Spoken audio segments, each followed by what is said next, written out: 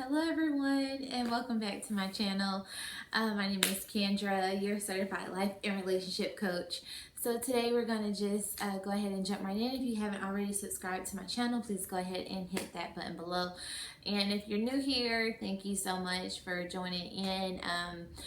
And I talk a lot about love, relationships, and God and everything in between. So today we're going to just go ahead and jump right in. We're talking about the hurt mentality, and basically what this is just going to be informative kind of video, may give some strategies. So yeah, let's go ahead and jump right in. So basically what this hurt mentality is something that is kind of like a dreamer's kryptonite. So according to Fredrick Nietzsche, the hurt mentality is societal norms, it's a group of people who are afraid of their own success, or they've never had a chance to explore their own success. They're a group of people that if you break away and try to do anything different, they're going to like them. So the herd just kind of goes with the flow of how things have been. They're very traditional, and yeah, they are a very serious crew of people when you're a dreamer and you have a calling on your life and you're trying to do something that's never been done before. To the hurt people, they don't want you to see your own success. They're afraid of it because then they'll know that you may end up seeing the bad in them. Like, man, this person never got a chance to get out and pursue their dreams or their goals, which maybe there were some circumstances surrounding and they couldn't. But I'm saying the hurt mentality is a dreamer's kryptonite, because if you're surrounded by people like this, maybe it's a harsh teacher, maybe it's a spouse, but a narcissistic spouse, who wouldn't want you to pursue your dreams or a calling on your life. Yeah, the hurt mentality can be a very vicious group, but as the opposite of that, in the dreamer, very individualistic group, you may feel like, you just want to do something that that will awaken you. You may want to do something you've never done. You may want to book a trip and go snowboarding, and they will say something in the herd mentality. They'll say something like, why would you want to do that? Or they're just going to challenge you a lot and make you kind of doubt yourself, and maybe you have your own insecurities and you've been in the herd. But there are solutions to getting out of this herd, and maybe you're afraid of your own potential, but there is a solution to getting out of that, and just, discovering yourself again. And if you've never discovered yourself, you'll be able to start to do that hopefully by the end of this video.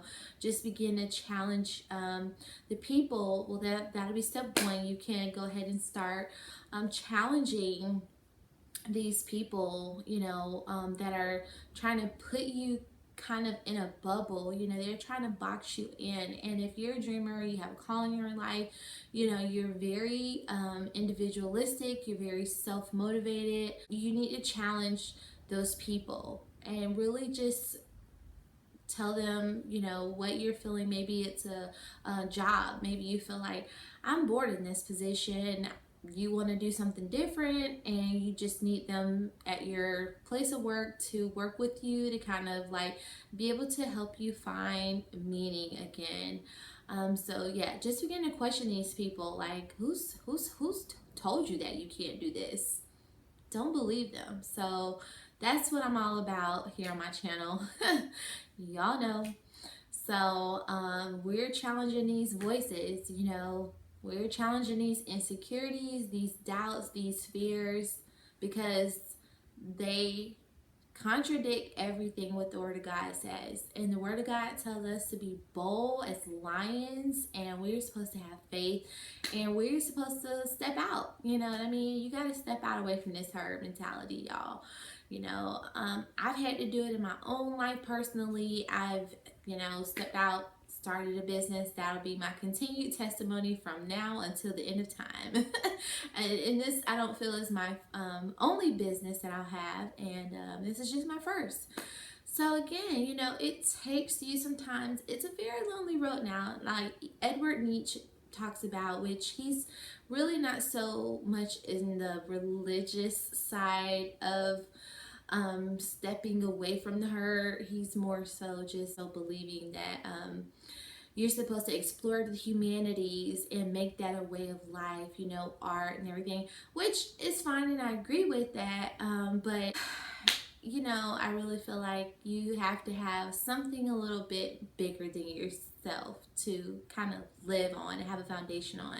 Anything outside of God is destined to fail. Okay, let's just be real. And you know, he's just like, you know, ground yourself on the humanities, and if that doesn't work, then he has some more philosophies. You can look him up, but basically my point today is to break away from this herd mentality. I think I've gone over a few characteristics of this herd mentality that you want to make sure you steer clear from, because these are dream killers. You know, people who sound very negative, you know, naysayers, haters, maybe culture even, you know, these are just people who are okay with just settling with what life has dealt them, and they want to keep you right there. And even in the Black community, we call this I think the crab mentality. Is it called crabs in a barrel? Something. I don't know, but it's just this mentality that will keep you stuck and keep you away from your calling and your purpose, and just know that you are destined for more, for greater, and you need to step out on faith. That's the point of today's video, okay? So don't wait for anyone other than me to tell you to go and do it, okay? Do it. So, oh yeah, I think I mentioned quite a bit, you know, here, people that are in the herd, they're in their comfort zone. Tonight to them would be someone that is driven, very individualistic, and I think, you know, very courageous. Great people must stand out. That's where I'm at with this today, and I hope that I'm really making sense to you guys. I know I'm a character myself. You guys might see it come through sometimes in my videos, so bear with me. I'm doing the best that I can to keep a straight face so you guys get the information, because that's what's more important here. And yeah, so basically we said step one was questioning these voices, questioning these people, and just, you know, challenging them. Like, who told me that? Who told me I can't do this? Who told me that? That's where you're gonna start. This is how you defeat and overcome this herd mentality, okay? So then step two would be self-discovery. We're gonna embrace it. You know, what's taking another $30 to $50 to, you know, go explore a night out on the town, go explore some artwork, go explore, you know, a painting class. Just go to the beach, pick up some seashells. Maybe you want to start making bracelets, you know, whatever your ideas are. Maybe you want to glue the seashells on a candle and, you know, have it, you know, with your logo on it. Whatever you want to do, step out and do it, okay? And don't let a naysayer, don't let a herd mentality stop you, okay? So we're going to do step three, which would be, bear with me here. Ask yourself, would you want to do this multiple times over? So you want to make sure that you are living the best that you can to your maximum ability. And I definitely believe in maximizing all of your time throughout the day. So would you want to do your life that you live right now over and over and over again? That's one of the concepts that Fredrick Nietzsche talks about with this whole herd mentality, is that would you want to do everything that you're doing right now over and over and over again? And if you can't answer that question, you got to go back to self-discovery and make sure you know who you are, because that's where you are not you haven't taken that time out to discover what is it that I like. Maybe you used to do more of what you like, and then you start letting her come in and give their 2 cents, and you need to break away from that because they limit creativity. They've amputated their dreams and their goals, and they want you to do the same because it defies what they were not bold enough to do. So definitely then the next step is going to be write out a list of the things or the people that limit you. I know we already said questioning them, but we're gonna write out a list now of the things that limit us and that will try to stop you from doing what it is that you feel like you're called to do. And within that list, just begin to think about anything or anyone that limits you your freedom.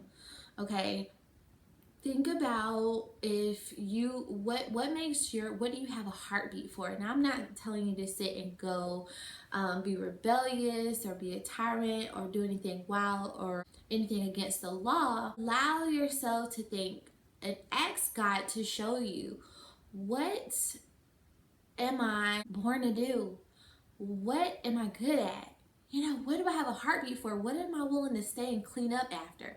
You can ask yourself that. That's a pretty darn good start because you want to know that you've at least got on the path to being able to know who you are and what will wake you up in the morning. What gets your body and mind and soul going, okay? Because me, I love to write. I love to journal. I know books are in me and they're coming. And I'm just like, I'm a writer. Like, I will wake up 3 o'clock in the morning, and I used to do it more, but I write all day. It doesn't matter the time of day. But I am a writer. I'm a journaler at heart. So I can be sitting on the beach, I can write. I can go out to eat, I can write. I can stay up late and write. Look, I can write whenever. Okay, I just love to write. I don't know, what is your thing? You know, maybe it's discovering some new architectural shape. I don't know. Whatever people are interested in, I don't know. But I'm hoping that you get what I'm saying and that you will get away from the herd mentality. Also, okay, that's enough on this topic. I'm going to go ahead and we're going to talk about my Daniel fast. I did a 21-day Daniel fast. I at the beginning of January 8th through the 29th, I think it was. So it's 21 days, no meat, no sugar. We did this. I did this a part of a church, an online virtual church that I watched, and I think their YouTube channel is Redefined TV. They are awesome. I watched them. They talk about love, relationships, everything in between, and I just love their ministry. They're in Houston, Texas, but I think their names is Jerry and Tanisha Flowers. But anyway, we did a 21-day Daniel fast, y'all, and I'm just trying to say that I tried to start off eating very, very clean this year. It's been working. It's going good. You know, I'm sticking to my guns and making sure that I do that because I am like, this weight is serious and you want to make sure that you're taking care of your temple. You know, you only get one. So this is my sacrifice of worship along with my other disciplines that I do. But yeah, I'm going to show y'all my So guys, I eat a lot of vegetables, vegetable noodles here. I still have some meats on the side. There's some fish and some turkey lunch meat, but just trying to do what I can to do the best I can. Even some hummus is in there, some lettuce, and different kinds of greeneries, and some tea. So yeah. Hope you guys enjoyed this video. If y'all are enjoying my content, let me know. I am, so I hope y'all are. Love you all. Bless you all. All right, guys. See y'all next time. Bye.